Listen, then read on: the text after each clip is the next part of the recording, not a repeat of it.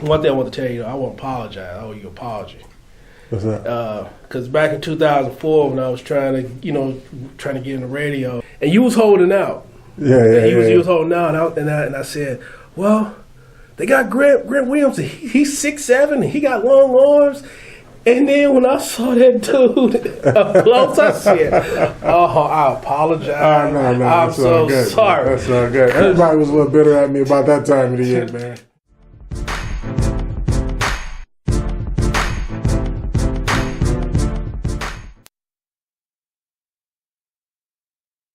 Lando, thank you for hanging out with us.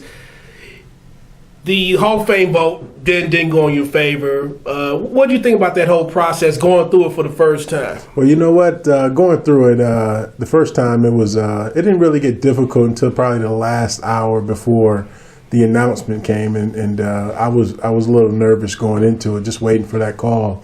But I was disappointed that I didn't get an opportunity to make it at first, but. After thinking about it, you start looking at those names on that list and you start saying, well, which one of those guys don't deserve to be in it? And you go down the list, all those guys are deserving to be in the Hall of Fame. And unfortunately, I didn't make it this year. Hopefully, next year will be a better year. Just going through that process is grueling.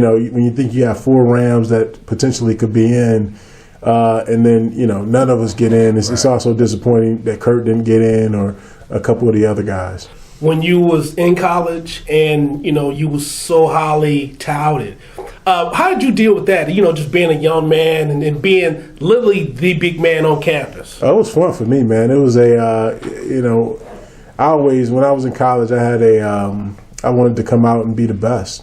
And I had to do some things in order to be the best, work extremely hard, run, block people through the whistle sometimes, and guys don't do that anymore. But I wanted to be noticed. I wanted people to talk about me as one of the great college football players. Before me, there was only one offensive lineman drafted number 1 before, and to bring, for me, I feel like that whole movement, it was a golden era of tackles where guys start paying attention to not just the quarterbacks, receivers, and running backs, but they start paying attention to offensive linemen and the importance of a left tackle to protect the quarterback's blind side.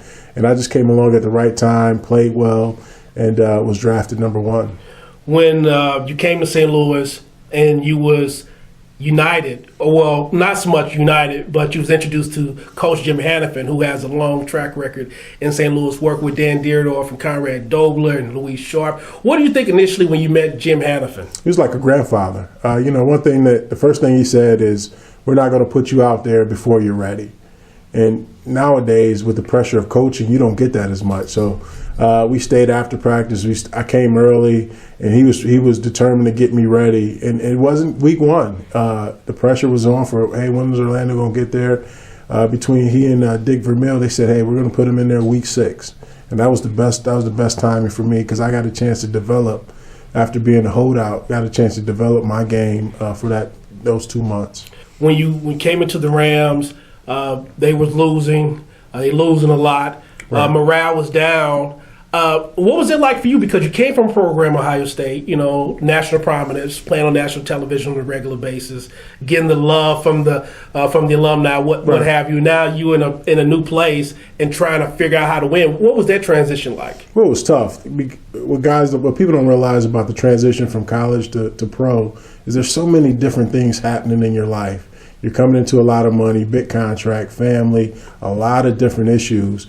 And then to go to a team that's not winning, if you're drafted high, 90% of the time you're going to a team that's not really good. And for me, it was frustrating because, guys are in the locker room like, hey, let's go out after the game. And I'm like, dude, I'm going home. I'm embarrassed to even show my face the way we just lost. And you never, the toughest thing is you never really want to get used to losing. And it seemed like for me, outside looking in, that a lot of those guys in that locker room was just like, hey, let me collect the check and go. But me, I was going home and I was disappointed and I didn't want to go anywhere. I was frustrated to see how we can turn this thing around. The Greatest Show on Turf was honored this past season. Reflecting back on that whole season and how everything kind of came together, do you still say, wow, I can't believe I was a part of something like this? Well, when you look back on that year, we had a chance to reflect back just on that year. And you realize how special of a team that we had. When you look at and you see Trent Green goes down, a guy named Kurt Warner steps up, plays lights out. Marshall Faulk came to the Rams. He had just been traded, so nobody knew what he really had at the time. I was into my third year. Guys were like, hey, is this guy going to be a player or not? I was coming into my own. Isaac Bruce, felt like he still had something to prove, and Torrey Holt was a young guy. So when you add all that in, we were all motivated. We all loved each other. But that was the one thing that this reunion really proved to us, that how much love and care we had for each other, and there wasn't a lot of egos involved. When you look at the Patriots and a lot of the controversy surrounding them, did that bring back Super Bowl 36 too? Did you start thinking a little bit about that? You know what? I think we do. I think when you look at it and you say, they probably had some effect on the game. Do I think they saw our practice? I do. Do I think we still should have won that game? I do. I don't know if it played a major role in our game. I think our game plan should have been different. But we didn't get the job done. We can't cry over spilled milk, 10, 15 years later. So, that's the Patriot way.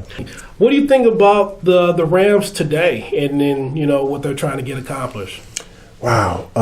They're a frustrating team to root for. Every year we always say around here, this is our year, right? Healthy Sam Bradford, offensive line, the defensive line is phenomenal. This is our year, right? And then preseason Sam goes down. It just goes to prove that you need a good trigger man in this league in order to have success. I mean, we have probably the best defensive line in the league. Offensive line, young. We'll add a few pieces there. But we still need a quarterback. And I don't know what they're going to do with Sam Bradford. You don't really want to bring a young guy in here in that situation. You'd like to get a seasoned vet, maybe to make a trade or something like that. But I think Coach Fisher's a good coach. He's developed this team.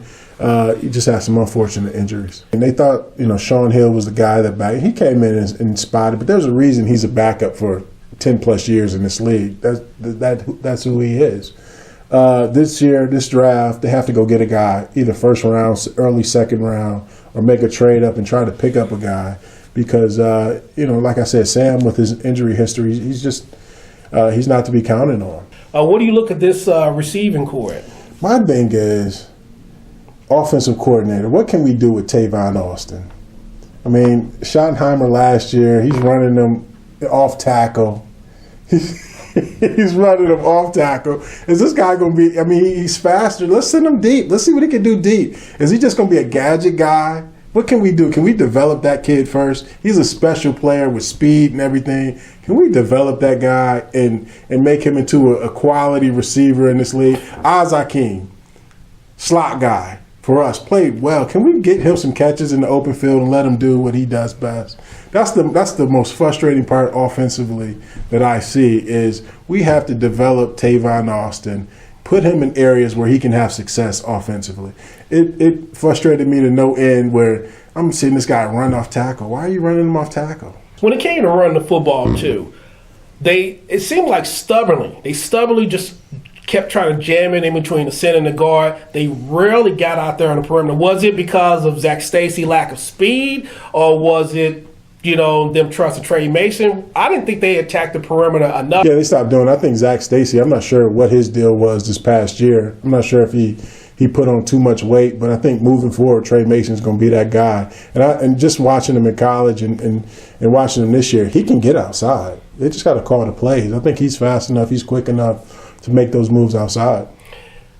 Frustrating, as they say, the use of Tavon Austin. Jared Cook is equally frustrated. I mean, again, $16 million guaranteed, and the guy can't catch a ball on 3rd and 1 when you really need it. Well, we needed him in that Dallas game, and you hate to say one play changes but that could change a season. Yeah. You make that catch, you're up. You win that game. I mean, he comes up with one drop a game, and I think, I don't know if I know that's Coach Fisher's guy from his Tennessee days, but hopefully he'd come back and have a better year. But they did pay him a lot of money. On the other side of the ball, James Laurinaitis, another guy who's. I'm just saying. That's a Buckeye now. I know he's a Buckeye, and I love his dad. Big fan of the Road Warriors. But let's face the facts. when you playing in the middle and these teams are starting to scheme from you, because look at the 49ers game, for example.